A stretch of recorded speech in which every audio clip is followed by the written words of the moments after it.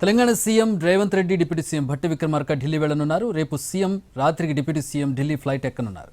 AICC కార్యాలయంలో జరగనున్న సమావేశానికి హాజరవుతారు. డీసీసీ అధ్యక్షుల నియామకంపై పార్టీ పెద్దలతో చర్చించనున్నారు.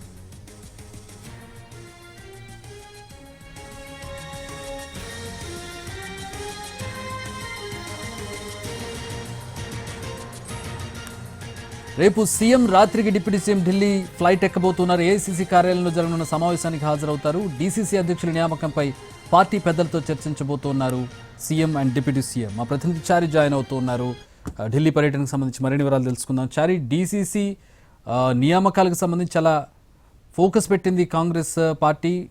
సంస్థాగతంగా బలోపేతం చేయడానికి చాలా క్రూషియల్గా భావిస్తుంది డీసీసీని. ఈసారి చాలా ఇంపార్టెంట్గా భావించి డీసీసీకి సంబంధించి చాలా కసరత్తు చేసింది. ఏంటి, ఎట్లాంటి నిర్ణయాలు ఉండబోతున్నాయి, ఎట్లాంటి భేటీ జరగబోతుంది ఏఐసీసీలో?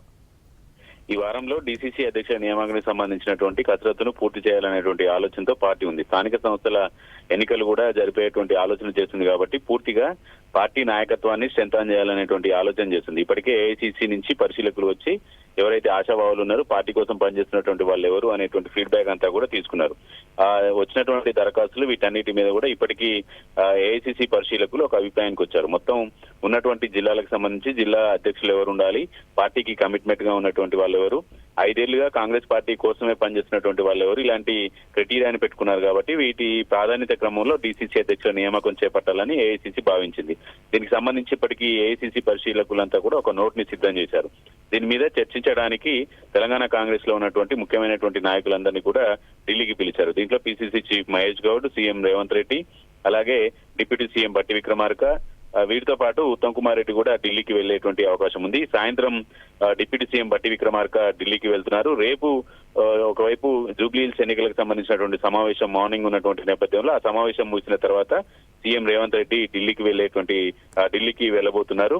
డీసీసీ అధ్యక్షుల నియామకానికి సంబంధించినటువంటి అంశం మీద రేపు పూర్తి స్థాయిలో క్లారిటీ వచ్చేటువంటి అవకాశం ఉంటుంది. కాబట్టి అందుకు సంబంధించినటువంటి అందరి అభిప్రాయాలను కూడా పరిగణలోకి తీసుకోవాలనేటువంటి ఆలోచనతో పార్టీ ఉంది. కాబట్టి సీనియర్ నాయకులందరినీ కూడా ఢిల్లీకి పిలిచారు.